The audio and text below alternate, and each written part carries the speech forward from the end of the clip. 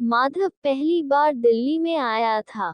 सुरेंद्र ने उसे गांव में समझाया था, देख माधव, दिन भर ठेला लेकर घूमते हुए 800 रुपए कमाते हो तुम, और यहाँ तो खाली घूमने फिरने के 800 रुपए मिल रहे हैं।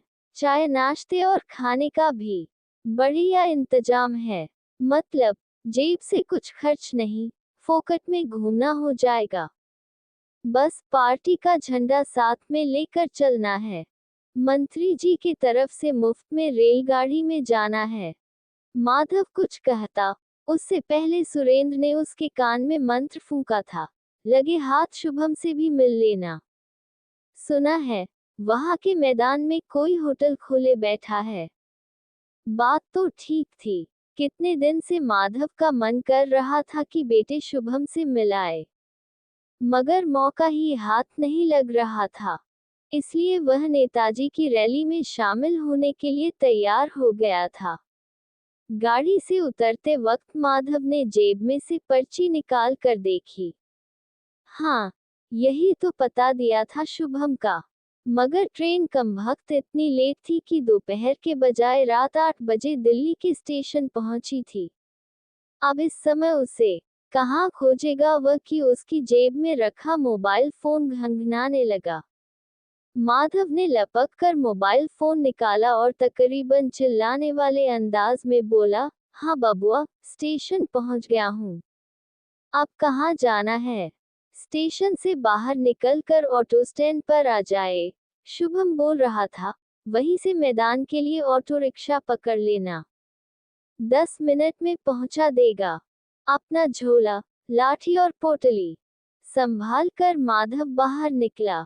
बाहर रेलवे स्टेशन दूधिया रोशनी से नहाया हुआ था।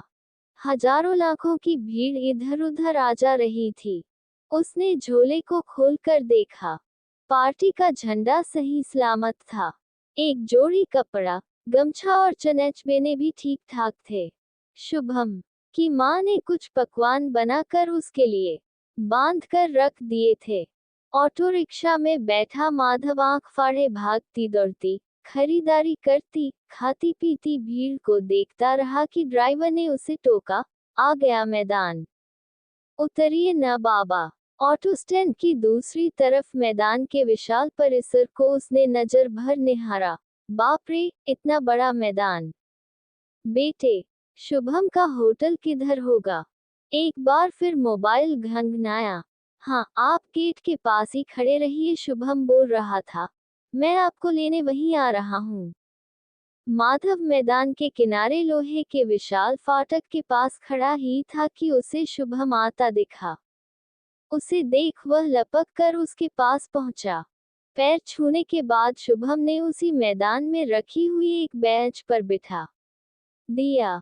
कहाँ है तुम्हारा होटल? अधीर सा होते हुए माधव बोला, बहुत मन कर रहा है तुम्हारा होटल देखने का, वह भी देख लीजिएगा। शुभम कुछ बुझे स्वर में बोला, चलिए पहले कुछ चाय नाश्ता तो करवा दूं आपको, और हाँ, वह रहा आपकी पार्टी का पंडाल। सुना है तकरीबन 21 लाख रुपए खर्च हुए हैं पंडाल बनाने में। भोजन पानी और रहने का अच्छा इंतजाम है।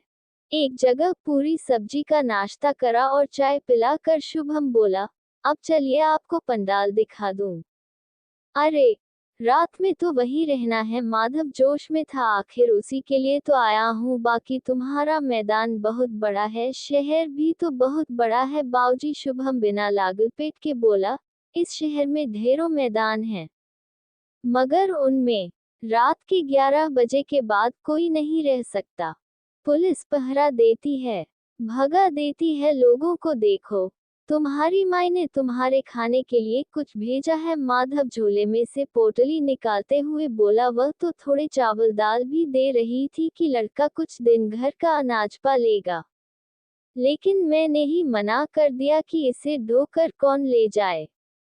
अच्छा किया आपने जो नहीं लाए। शुभम की आवाज में लड़खड़ाहट सी थी। ये शहर है, यहाँ सब कुछ मिलता है, बस खरीदने की औकात होनी चाहिए।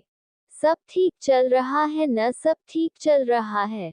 कमाई भी ठीक ठाक हो जाती है, तभी तो हर महीने 3 से 4 हजार रुपए भेज देते हो। भेजना ही है। अपना घर मजबूत रहेगा तो हम बाहर भी मजबूत रहेंगे। जो काम मिला वही कर रहा हूँ। बाकी नौकरी कहाँ मिलती है। अरे यह क्या। माधव चौंका। एक ठेले के पास 3 से 5 लड़के कुछ कुछ काम कर रहे थे और वहां ग्राहकों की भीड़ लगी थी।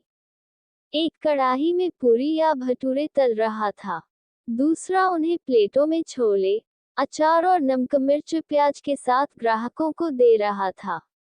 तीसरा जूठे बर्तनों को धोने में लगा था, जबकि चौथा रुपए पैसे का लेन देन कर रहा था। इधर एक तरफ से अनेक ठेलों की लाइनें लगी हुई थी, जिन पर इडली, डोसा, चाट, पकौड़े, मोमो, मैगी, अंडे ऑमलेट और जाने क्या कुछ बिक रहा था।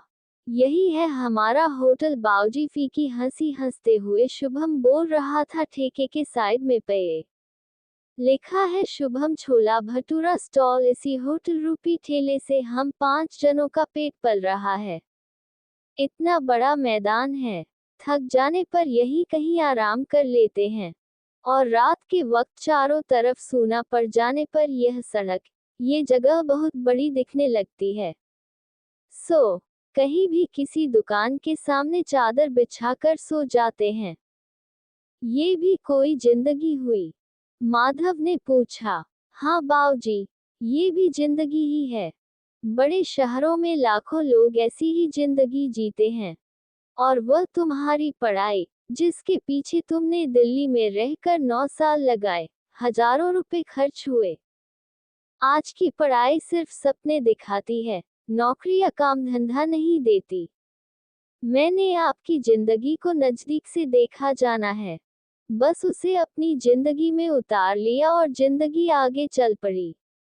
यही नहीं, मेरे साथ मेरे 5 साथियों की जिंदगी भी पटरी पर आ गई, नहीं तो यहाँ लाखों बेरोजगार घूम रहे हैं। माधव एकटक कभी शुभम को तो कभी मैदान को देखता रहा।